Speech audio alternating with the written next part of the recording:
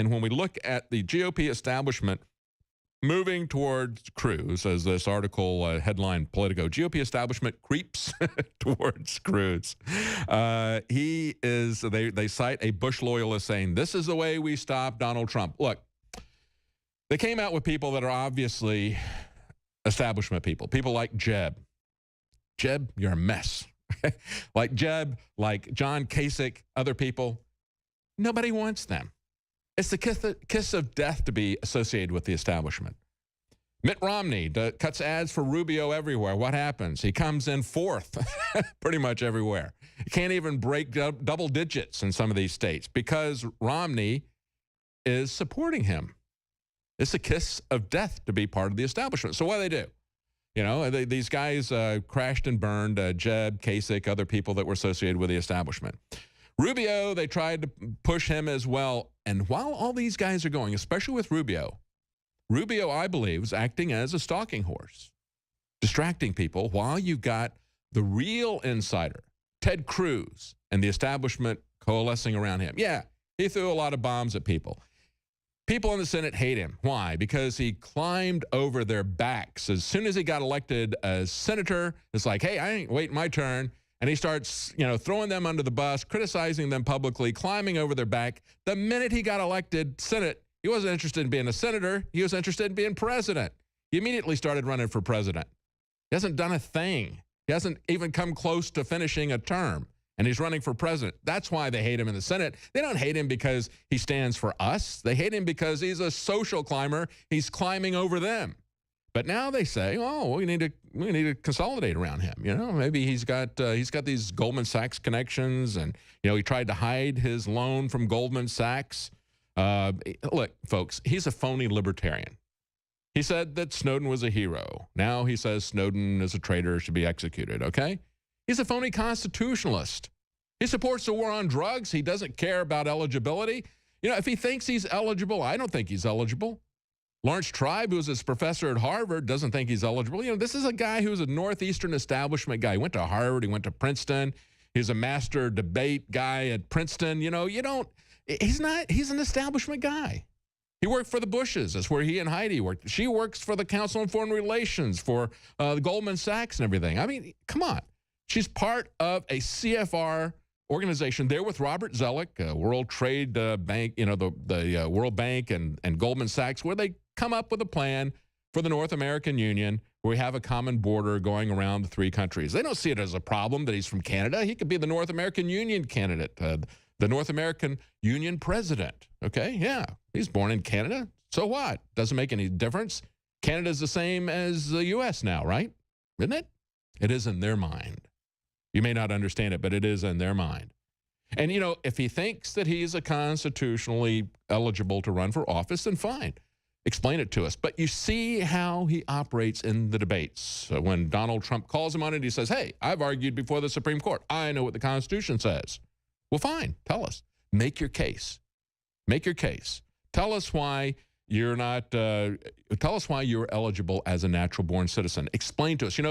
The word is not defined, the phrase is not defined in the Constitution any more than the word militia is defined in the Constitution. We understand what the militia was. How do we know what the militia was? Well, we look at the commentaries. It was well understood. All of the people who were writing it at the time, they understood what the militia was. It was a term that fell out of favor, fell out of use, I should say. Now it has fallen out of favor. It's been demonized by the government. That's a deliberate thing. They've tried to change the meaning of the term militia. Well, we know what it means. We know what the purpose was. It isn't any, it's like, well, okay, what is this phrase being necessary for the security of a free state? Militia being necessary. Well, that doesn't make any sense because my high school teacher told me that the militia is the National Guard. It's like, no, militia is not the National Guard. And so we go back and we look at the meaning of the word militia. We know what they were talking about at the time. We can go back and we can look at all of the documents that they were referencing and their debate. We know what natural-born citizen is at the time. But, of course, now the establishment is coming towards him. And as we pointed out yesterday, we have Neil Bush, who is now not only endorsing him, the Bush brothers, but he's going to be joining his campaign finance team. Let's play a clip to remind you about Neil Bush's financial expertise. Here's that clip. Federal banking regulators have finally decided what to do to President Bush's son Neil for his part in a savings and loan debacle. Neil Bush was a director of a Denver-based outfit that was part of the overall national savings and loan scandal. Rita Braver reports on what federal regulators concluded. The government agency that supervises savings and loans today formally declared that Neil Bush engaged in conflicts of interest while serving as a director of the failed Silverado S&L. The chief of the Office of Thrift Supervision would not discuss his decision. No, really can have no comment on that, but thank you. But in an embarrassing blow to Bush, Ryan has ordered the president's son to cease and desist from any future unsafe or unsound practices. Bush had no comment today, but he has steadfastly disputed charges that he voted to approve loans to his own business associates without revealing the ties to other bank directors. I believe in the principle that if you didn't do anything wrong, don't admit to it. And I didn't do anything wrong. Still today, there were charges from Democrats that Bush's punishment was too lenient. We're out $1 billion in terms of this particular institution. It seems to me the least we could say is you stay out of the business for 5 years. You don't come back into this. Bush has been ordered to do nothing more than obey the law. This is a slap on the wrist with a velvet hammer. Today's action may be the least of Neil Bush's problems. Still pending against Silverado, a $200 million civil suit and a federal fraud investigation. Rita Braver, CBS News, Washington. And there you go. Neil Bush now joins the Cruz finance team.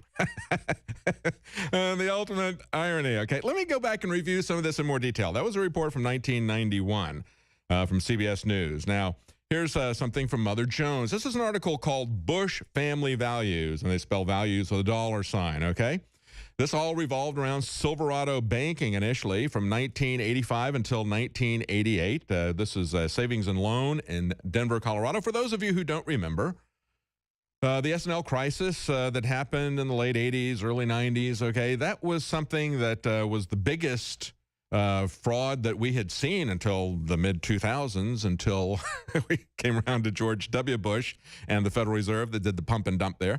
And they put it this way. They say Neil's abysmally unsuccessful oil company was involved there. They made over $200 million in loans to Neil Bush and his two partners in their unsuccessful oil company. Silverado Savings and Loan was due at least in part to the fact that Neil's two partners welched on $135 million in loans. After Silverado failed, Neil started a new oil company, Apex Energy. You know, you just keep going. The Small Business Administration program gave him a $2.35 million loan that was arranged by an old family friend. This is what we call crony capitalism, boys and girls. Exhibit A, Neil Bush, okay? The SBA, the Small Business Administration, discovered that the companies through which the loan was approved were technically insolvent. Guess what? The last time we checked, Apex's only known asset was an oil lease, which the company had purchased from Neil Bush for $150,000 before he bailed out. So let me repeat this, okay? He creates this new oil company. He sells them a oil lease for $150,000, essentially worthless, along with these other assets. He arranges a loan for $2.5 million, roughly, through the SBA, Small Business Administration. And then they find, and of course he uses family connections to make that happen. Let me ask you this. Any of you out there who would like to start your own business, be your own boss, set your own hours, just get directly involved in like you'd like to start a business. That's the American dream, okay? Let me ask you, if you go to the Small Business Administration, you think they're going to give you a $2.5 million loan? No. That's crony capitalism. How does crony capitalism succeed? Well, you have to have a big government to do that, Bernie. So, yeah, it's not just crony capitalism. It's not capitalism at all. It's gangster theft, okay? And, of course, he rolls all this over, and then they say, wait a minute, there's nothing at all here. Now he's going to be Ted Cruz's finance manager. What could be better? I want more candy. I want more video games. Lie. And it's that type of behavior that spurred me to do the research to develop a true nutraceutical formula that was designed to smooth out and help children focus. All of our children are hit with modern mind control. Television, music, fast food, GMOs, sugars, you name it. Young humans have not yet developed their nervous system and are being hammered daily by globalist concoctions. It's no wonder they can't focus and calm down and then are put on dangerous psychotropic drugs. Working with my team, we set out to find the best formula with the highest quality ingredients that children would actually like and take. We worked with the leading manufacturer in nutritional supplements that are safe for children to bring you the most affordable and powerful calming formula out there. Introducing Child Ease with herbs and calming extracts like chamomile and lemon balm and essential nutrients that taste great. Obtain your Child Ease today at InfoWarsLife.com. That's Child Ease exclusively at InfoWarsLife.com.